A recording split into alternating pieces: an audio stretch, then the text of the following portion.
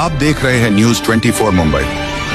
कामगारांसाठी काय सेवा करताय? कामगारांसाठी भारतीय कर्मचारी मजदूर युनियन किमान वेतन कायदा जे आजपर्यंत बरेच ठिकाणी मिळत नव्हतं कामगारांना, ते आपण मिळवून दिलेलं आहे।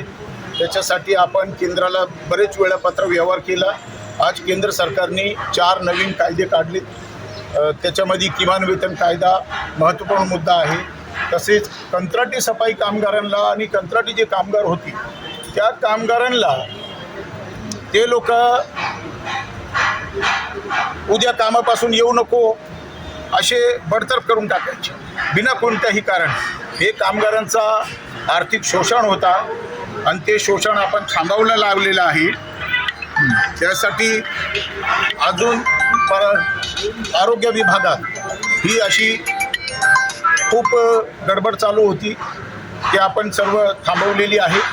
आणि भविष्य काळात जिथंही कामगारावर अन्याय होणार तिथं तुम्हाला भारतीय कर्मचारी मजदूर युनियन लढत भेटणार आहे, दिसणार आहे।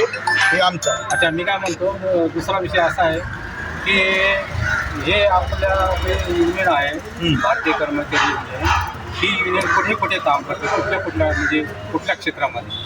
भारतीय कर्मचारी मजदूर युनियन केंद्रीय क्षेत्रामध्ये, राजकीय क्षेत्रामध्ये आणि असंघटित खाजगी कामगारामध्ये संपूर्ण भारतामध्ये भारतीय कर्मचारी मजदूर युनियन काम करत आहे। अच्छा, कामगारांचे प्रश्न सोडवताना तुम्हाला काही समस्या अडचणी बरी कसा सोडवतात? बरेच अडचणी येतात।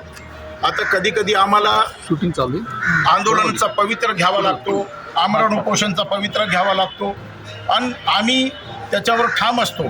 जोपर्यंत कामगारांना न्याय मिळणार नाही तोपर्यंत आम्ही तो चळवळी चालू ठेवतच असतो आणि शेवटी कामगारांना न्याय मिळाल्यानंतरच आम्ही पाऊल मागे घेतो।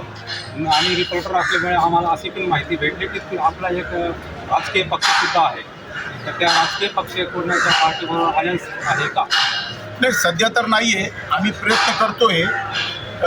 ही आम्ही कामगारांचा चळवळीमधून एक राजकीय पक्ष काढला होता की जे लोक पूर्वीपासून पिढ्या दर पिढ्या जे वंचित आहेत, जे मागासलेले आहेत, जे आजही शेवटच्या टप्प्यावर उभे आहेत, त्यांना मुख्य प्रवाहात आणणं, त्यांना सत्तेची राजकारणाची त्यांच्या आतमध्ये एक ललक पैदा करणं आणि त्यांना हे सांगणं की बाबा तुम्ही तुमच्या हक्काची साठी लढा आणि तुम्ही ही सत्तेत भागीदारी घ्या की जेणेकरून तुम्हाला तुमच्यासाठी, तुमच्या समाजासाठी न्याय घेता येईल। ठीक आहे। मी रिपोर्टर दिलीप सोनवणे, मी भारतीय कर्मचारी मजदूर युनियनचे राष्ट्रीय अध्यक्ष श्री प्रेमजी गोयलजी यांची मुलाखत घेतलेली आहे, तरी स्टॉप करतो। धन्यवाद।